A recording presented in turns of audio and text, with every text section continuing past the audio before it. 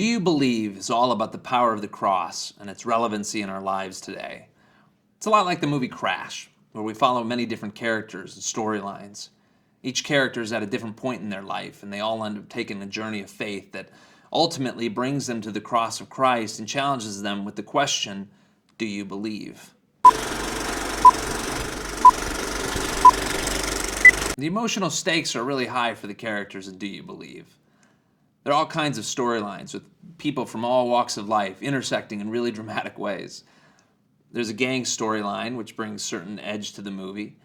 There's an EMT who gets in legal trouble for sharing his faith. There's a teen who's pregnant without parents. There's a couple contemplating suicide. There's an older couple played by Lee Majors and Sybil Shepherd who've lost a child. All these characters have in one way or another come to the end of themselves. And at the end of all these storylines is a pastor, played by Ted McGinley.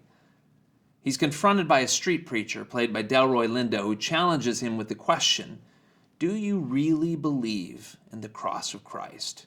The question starts him on a journey of faith that touches the lives of everyone else in the movie in a really unexpected and dramatic way. Yeah, I've never given a sermon before. You know, I've fantasized about it since I was a little kid. What would that be like? And I thought about it because it kept growing. Like I'd get a page, and then 2 days later they give me 2-page sermon. Pretty soon it was 6 pages of nonstop, just me with, you know, reciting verses. You name it all the way through. And I was a wreck. And I thought, how am I going to do this?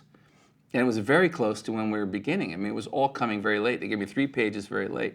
And I thought, I don't know that I can pull this off.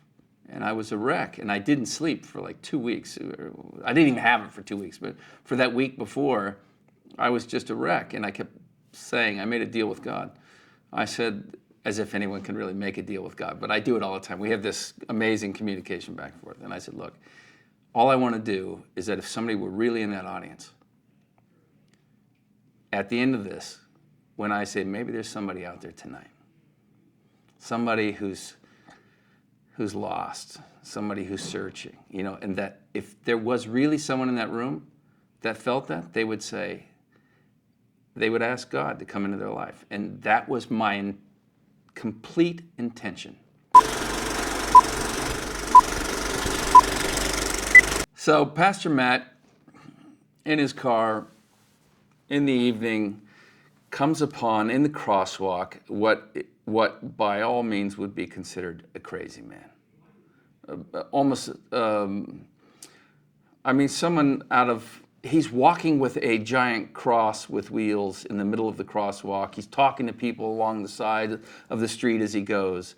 And I now have to wait for him to get through the crosswalk because he's standing there gesticulating to different people, and I'm impatiently sort of waiting for him to get out of the way, and he won't. And he turns to me. It doesn't know what I do, doesn't know who I am. And he said, do you believe in the cross of Christ? As he's carrying this enormous cross. And it's a cold evening. And I said, yes, I do. I'm a pastor, so I do. Probably more than you. And he says, no, do you really carry the cross of Christ?